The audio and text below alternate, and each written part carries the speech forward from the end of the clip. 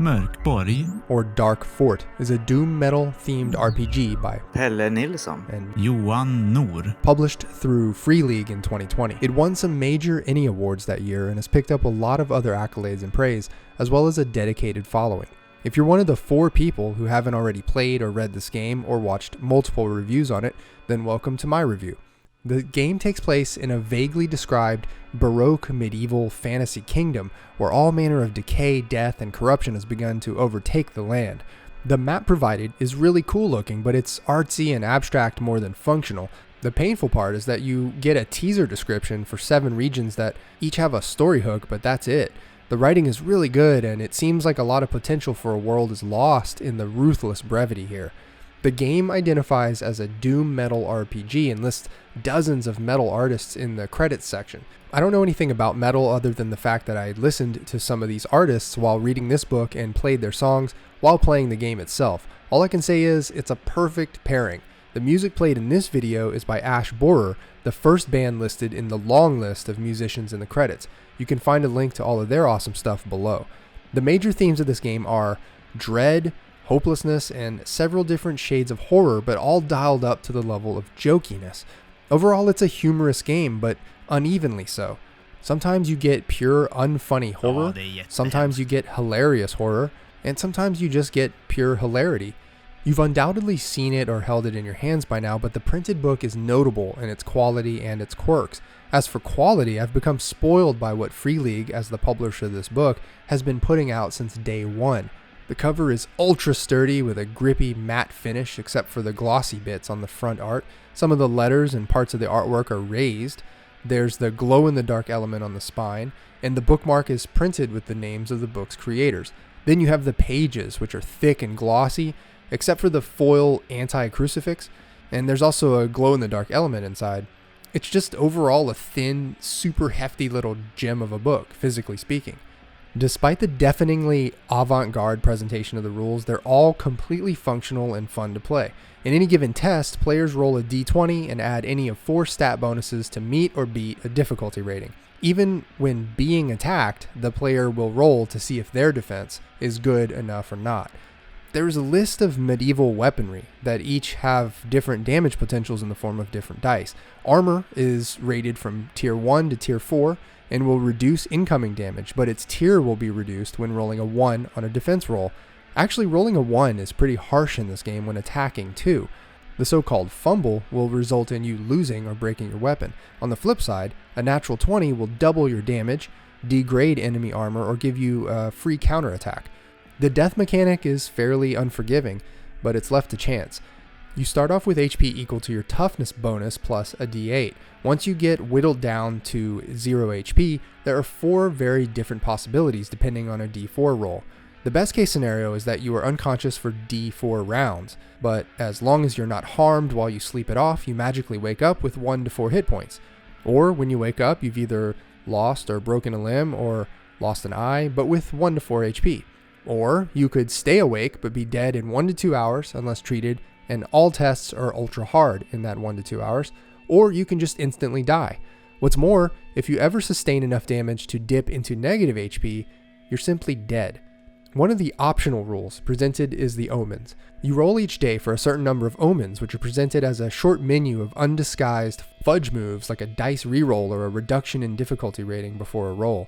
In my experience as a player, Omens are not optional. You've got to have them if you want a chance at surviving the meat grinder. This book mercifully uses the milestone method for leveling up, where GMs award the following to players whenever it seems most appropriate. This is my preferred approach to leveling, at least as opposed to quantitative XP tallying and tables that you have to refer to. The magic of this Undying World by default comes in the form of scrolls. There are 20 such scroll spells divided into unclean and sacred. The spell effects harken back to classic D&D, but with some creative names. The scrolls themselves can be used over and over again, but you are limited by how many times you can use them in one day. You roll a d4 plus your presence stat at the start of each day to determine that. To cast, you roll a d20 plus presence to meet or beat a 12. A success on this roll is a cast, but a fail means that you lose 1 or 2 HP and feel dizzy for an hour. This is fairly harsh, but the real harshness comes if you roll a 1 on your cast attempt. The book lists 20 nasty arcane catastrophes in that case. Just as a side note, this is my favorite page in the book in terms of its written content. These items are utterly devious. There are 6 suggested classes, all of them on the shaky side of the moral spectrum. What makes each of them different from each other mechanically are their approaches to determining the core stats and a choice from 6 unique abilities. You can immediately tell by the limited depth of the classes and their morally dubious provenance that they are meant to be expendable. They mean to exist at the table for a few hours of dark jokes and then killed in a hopefully hilarious way. That's just the kind of game this is.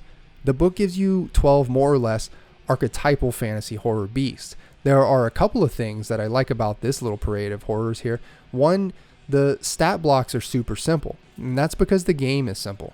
But let's give credit where credit's due. You get HP, a morale rating, which can be used to determine how quickly the creature might flee or surrender, a defense rating, and attack info. The other thing I thought was great was that each creature has a price on its head for captured, dead, and intact, or for various specialty body parts. This informs you of the kind of world you're in, but it also gives players something to shoot for if they're the enterprising type. There are also 4 more freakazoid, humanish enemies that don't have any sort of bounty, but carry specific motivations that can trigger some fun RP before the violence starts. One of the funniest things in the book is how very suddenly on page 73 out of 96, it becomes a straight-A student. Nerd. The sample dungeon called Rot Black Sludge has just about the most orderly and disciplined presentation of any book I've ever seen. The user experience here is one of those things that if you're trying to design and publish your own dungeon crawl adventures, you just can't help but take notes. In fact, I'd go as far as to say that this sample dungeon is a huge part of what made the book such a popular success in 2020. It's not just a pretty art project with functional RPG, it's actually pretty serious about you sitting down and playing it. I don't normally cover an RPG's website, but this one is worth noting. The core rules are free and available in 3 different formats, and of course you have the character sheets in a thankfully printer-friendly version, but what's notable are the character generator and dungeon generator, both of which incorporate the tables from the game. These are both super easy to use and they're free. And at the time of this recording, a 3rd online generator is in the works that will generate monsters based on one of the game's official expansions. All these tools essentially means you can play the game without buying the book, but you should buy the book. There's a whole bunch more going on with Mörk Borg outside the core rulebook, and its expansion is almost too rapid to keep up with. Creators have a program called Mörk Borg Cult, through which they accept applications for more game content, which they occasionally accept, curate, illustrate, and then publish for free. These works are eventually collected into volumes that are available for purchase in print, such as Ferratory. The other floodgate of content is their third-party license, which is not curated and illustrated like the Cult stuff, but allows every Tom, Dick, and Harry to put out their own demented Dark Fort stuff. At the moment, I've only read through the first volume of the Cult publications, Ferratory, but I have to say, it's up to par with the original core book. How much of this gory, bloody, pussy universe I can actually take is another story altogether. But again, a lot of this stuff is free to download at their website. Okay, so here are my thoughts on Mörk Borg. I'll start with a couple of neutral observations. This book is not what it seems. The interior design seems slapdash with all its spontaneous geometric compositions and grid decompositions. The approach has a punk or doom metal or devil may care feel to it, but this book and game are quite the opposite. I rarely see RPG creators who care more than the guys behind this game. Exhibit A. The rulebook contains a suit and tie, corporate boardroom style summary of the rules. Exhibit B. The dungeon Black Rot Sludge is not only orderly and helpful in its presentation, it's revolutionary in its user friendliness and organization. Exhibit C.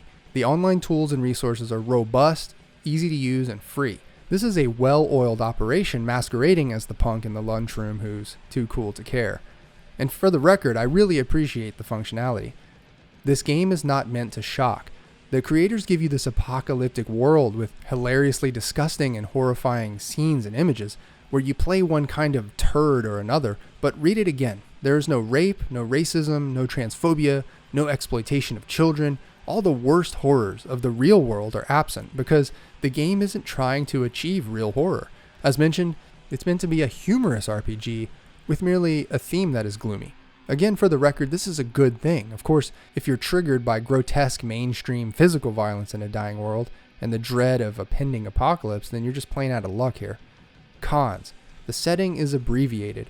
The world as presented is ultra brief. I actually found all the details of the world to be pretty captivating, and I would have loved to have seen each region unpacked with more than just a single story hook apiece. Visual design obstructs playability. If you've heard this complaint before about Mörk Borg. I'm afraid to say it's true. As much as I admire the Blackrot Sludge Dungeon's rigid organization and the rule summary in the book on the website, I got to experience its design issues firsthand. The game's important tables and rules could probably fit on 15 pages of decently spaced text, with some art here and there, but it all luxuriates across 70 plus pages of art-tastic layout flex that is as impressive as it is hard to reference. This extends to the character sheet, which doesn't have a place to write down your abilities if you're using a class. I just had to use a second piece of paper to write down everything I needed for my character, but it could have fit on one sheet if it wasn't so busy. It's a humor game. Generally, the funniest moments when playing an RPG are when people are trying to be serious, but then humor emerges. When it comes to games that are trying to be funny, like this one, you can still get lucky. If everyone at the table shares the same brand of humor, and they all have good timing and everyone's in the mood, I think my point is, it can be harder to be funny when you're trying, and if your humor falls flat with a game involving ultra violence and gross out guts and gore, you could be left with something kind of awkward and depressing. Pros. Breath of fresh air. I've been suffocating myself with boredom trying to learn how to use grids for laying out content, which means when I picked up Mörk Borg. it was like being able to breathe again. All the conventions and rules for layout are broken, at least in the main sections of the book, and the presentation makes the information seem loud and exciting. Easy to play. As you might have gathered, this game has some pretty simple rules. OSR games like to boast about how simple they are, but this one is truly dead simple. Online resources. The online rules presentation, the web app generators, the free official expansion modules, and the third-party stuff is all awesome. With each new addition to this battery of content, it becomes harder and harder to criticize the game. There is now well enough content here to inspire you to make it into the game that you want, within the confines of dark fantasy gross-out apocalypse, of course. And the fact that so much of it is free makes the whole enterprise unassailable. Men sluta gnäll om det. I don't claim to understand anything about metal, the music genre. I don't understand its philosophy or its intention. And given that, I'm sure I've missed a major component of this game, which is closely tied to the look, feel, and spirit of metal. In fact, one of its official expansions is an adventure printed in the vinyl record slip of a metal album. But what I can see is a darkly humorous hack and slash that is all party in the front and business in the back. The front made me laugh and the back inspired me to play and laugh, and I couldn't ask for more than that. Thanks for watching. This is Dave signing off. See ya.